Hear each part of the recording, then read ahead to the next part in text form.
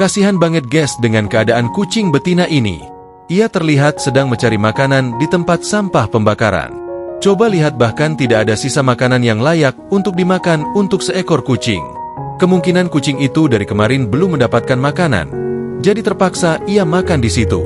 Alhamdulillahnya orang baik ini membawakan makanan buat si kucing betina ini. Terlihat kucing itu sudah sangat kelaparan. Ia makan dengan begitu lahapnya, dan ia pun sangat bersyukur mendapatkan makanan itu.